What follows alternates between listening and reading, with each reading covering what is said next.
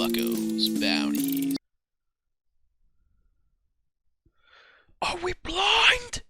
Deploy the garrison and hit that subscribe button. Yo, Bucko, it's Zero coming back to you with another figure review. Today we're taking a look at, hands down, one of my favorite Stormtrooper designs, and I am so happy to be able to finally get more than just one of these guys, because here, this was a Walmart exclusive in the US when it was released, and I wasn't collecting at that time, so I wasn't able to get my hands on one that easily, so I had to buy a used one.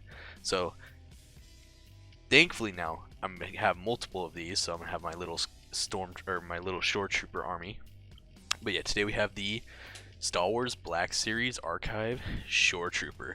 Yep, this time it's called the Shoretrooper, not a Scarif Trooper like it was originally, and that's awesome. So yeah, this one, Scarif Trooper, apparently. This one, Shoretrooper. Thank you, Hasbro, for fixing that. But anyways, woo! It's gonna be so nice getting my little Shoretrooper army together, and I'm gonna go take some pictures on the beach in a couple weeks, most likely. But anyways, we're gonna dive right into this packaging. So yeah, the front of this box, of course, you got your 50th anniversary Lucasfilm, you got your Star Wars Black Series logo, and you got your little numbers up here. You got Shore Trooper on the side, and I do not have the original box to show off that it was called Scarif Trooper, so you're just gonna have to trust me on that. But his was Scarif Squad Leader or whatever, so yeah, you could look it up. Then you got your nice little portrait right here. I really am digging that. You got your archive right here. Back of the box, Shore Trooper. Specialist Stormtrooper stationed at the top secret Imperial military headquarters on Scarif. And they're in Mandalorian. Shore Troopers patrol the beaches and bunkers of the planetary facility. And they got your 50th anniversary Lucasfilm Rogue One right here. And then my box a little beat up, that doesn't matter. And we're gonna go ahead and crack open this bad boy. Alright, and here he's out of the packaging. Looking awesome. Wow. Now, before I get into what's actually different about this figure, because there is a slight difference, even if it's the same thing as the old mold, there is a very slight difference, but it's so minor that you probably wouldn't even notice it. Moving on to his one accessory, he has this kind of modified E11 that all these Rogue One troopers came with. And I'm talking, like, I think every single one of them except for the Scarif Squad Leader came with one of these, because yeah, they have the flashlight and, like, I think the slightly bigger clip on the side, or the slightly bigger magazine on the side, and that's looking super nice with all the silver details throughout. Yeah, super nice gunmetal gray with the silver details. I'm really digging that. I don't have the original one that came with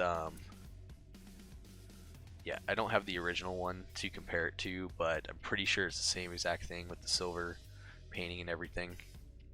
But the other Stormtroopers that do come with this blaster, they're mostly in all black or gray, so this is a nice change up. If you're a troop builder, you're gonna love being able to just have a bunch of these worn in blasters, so that's cool. Anyways, getting right into this figure now, just so you don't get him confused, he's going to be holding the old gun, and he's going to be mostly on the left. Bam. And then he's going to be here. Alright, so now you may be asking yourself, what's the difference? He just has cleaner paint applications. That's it. Yeah, so right away you'll notice just on the visor alone you can tell how thick the original paint is, and plus it goes over. It goes a little bit over the line. This one's super nicely painted.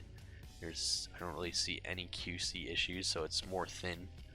The visor's painted on there. Yeah, everything's painted on there a little more thin, except for the lines here.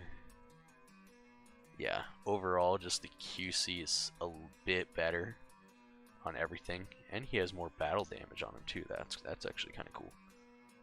Wow. So yeah, the weathering there's more weathering on the new one. That's actually really cool. And I think they're using a different tan. Like, this looks like a lot lighter of a tan.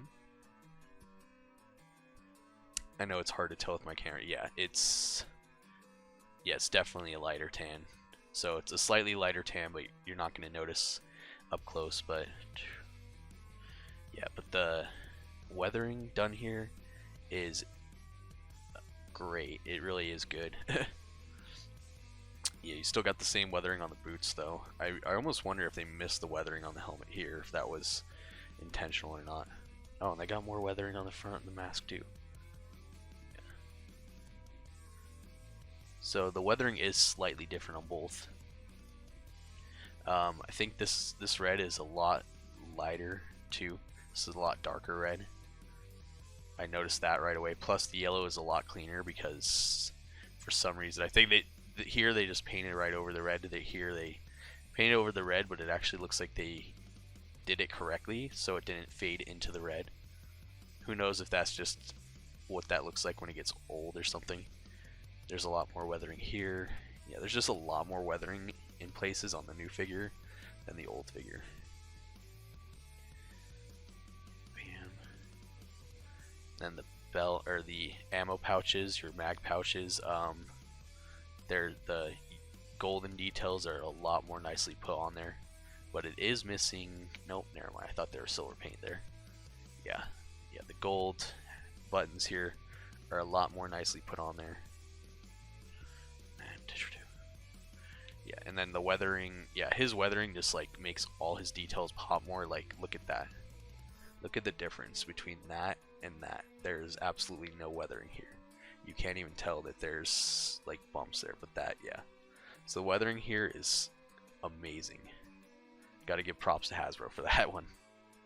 So I wonder if they went back to all these troops and gave them weathering and stuff. Bam. I think that's it for the differences. Yeah, this figure's looking great, so let's go ahead and get him into the articulation. Got your hinge, goes up 2 ball joint at the head, so you can get pretty decent range of movement. Yes.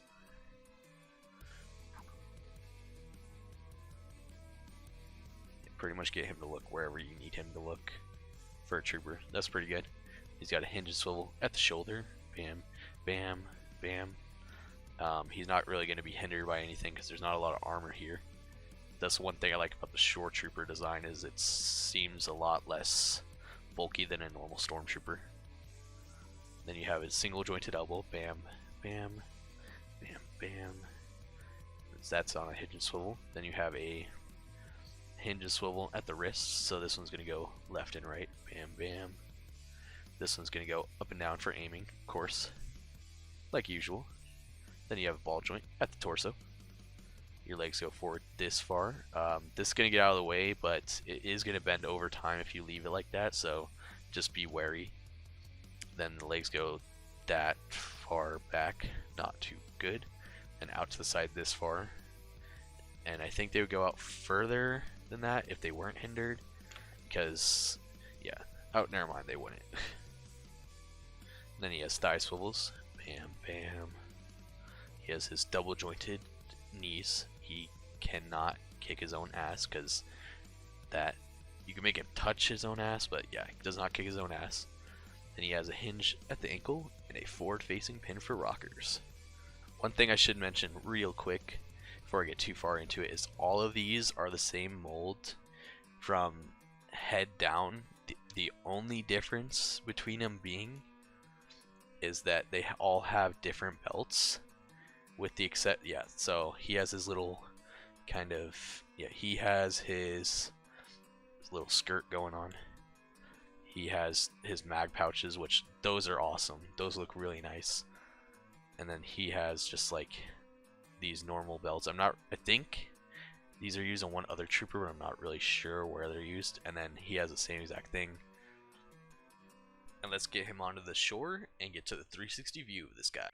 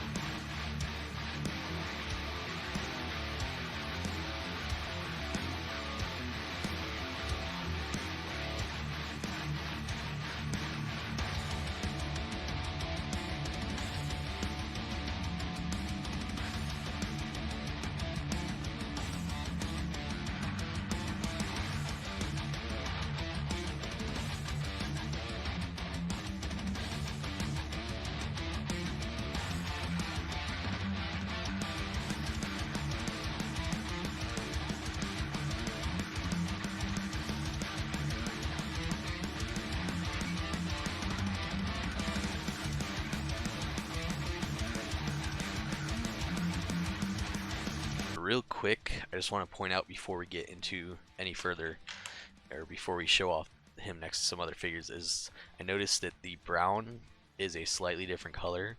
Especially, you could definitely tell on the boots right here.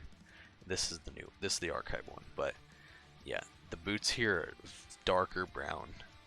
And we're going to show him off next to some other figures, and just so you can get a better sense of how he looks next to the other troops in the garrison. Here he is next to the Scout Trooper, Death Trooper, new Black Series Stormtrooper, and TIE Pilot. And here he is next to Director Krennic and Lord Vader. And here he is next to Boba Fett and Mandalorian. And as always, here he is next to Luke Skywalker Squawker and Old Left Limbs. And I don't have any of the Rogue One squad except for K2SO, so that's for good reasons, because they don't look that good. But when they do re-release, I will be buying them, because hopefully they get better face tech. But here he's next to K2SO. And subscribe for those videos, because those are coming out this year, I believe. Hands down, this is one of my favorite troopers in the line, and I'm so glad they're re-releasing him, especially with the correct name of Shore Trooper. So that's freaking awesome. Definitely a pickup, especially if you're an army builder or if you missed the Walmart exclusive one. But yeah, anyways, do have the Hover Tank Pilot review up. Go check that one out, and please be sure to subscribe, because I got a ton more figures coming out. So anyways, you can bring them in warm or you can bring them in cold. Thanks for watching, and good hunting.